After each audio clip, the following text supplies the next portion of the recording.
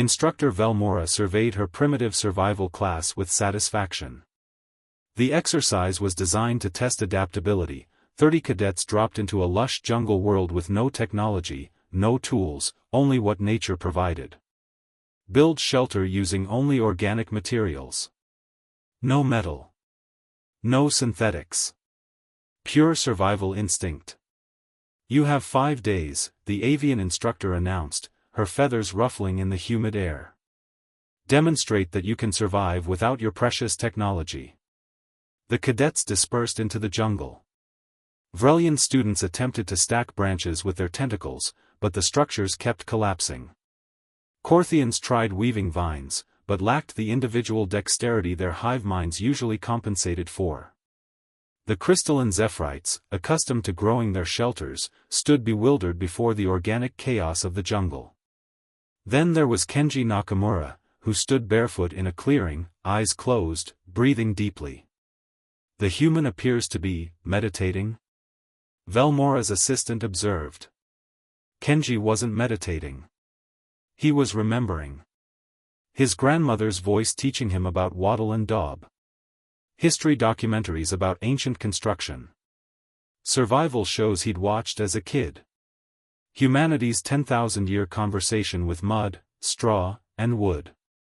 He opened his eyes and went to work.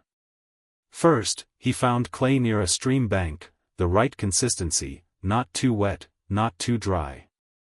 Then he gathered long grasses and began twisting them into rope using a technique older than civilization itself. His fingers moved with practiced efficiency, muscle memory inherited from countless ancestors who'd done exactly this. By day 2, Kenji had constructed a frame using young saplings lashed together with his handmade rope. The structure was small but elegant, a simple A-frame design that humans had used from Japan to Scotland to the Amazon. By day 3, he'd woven walls from palm fronds and broad leaves, creating a tight lattice that would shed rain. Other cadets watched in fascination as his hands moved in patterns that seemed almost like dancing, over, under, through, pull tight. How does he know these techniques? Velmora wondered aloud. Day 4, Kenji mixed his clay with grass to create daub, then plastered it over the woven walls. The mixture would dry in the sun, creating insulation and waterproofing. He sang softly as he worked, an old folk song about building homes. By day 5, while other cadets struggled with basic lean-tos and debris piles, Kenji had constructed a proper cabin. Woven walls sealed with mud daub. A thatched roof that could withstand monsoons. A raised floor to prevent flooding. A smoke hole positioned perfectly for a fire pit. Even a woven door mat at the entrance. Velmora landed in his clearing, her talons gripping a branch as she inspected the structure. This is architecture.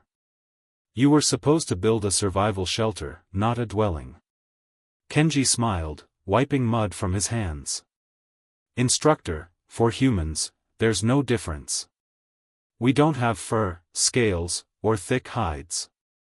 We can't hibernate or burrow instinctively. So we became the best architects on our planet out of pure necessity. He gestured to his cabin. My ancestors built structures like this on every continent, sometimes independently inventing the same techniques. Wattle and daub in Europe. Adobe in the Americas. Cob in Africa. Bamboo weaving in Asia. We've been making homes from mud and plants for longer than we've had written language. But you've had advanced technology for centuries. Why retain these skills? Because technology fails, instructor. But mud is always mud. Leaves are always leaves.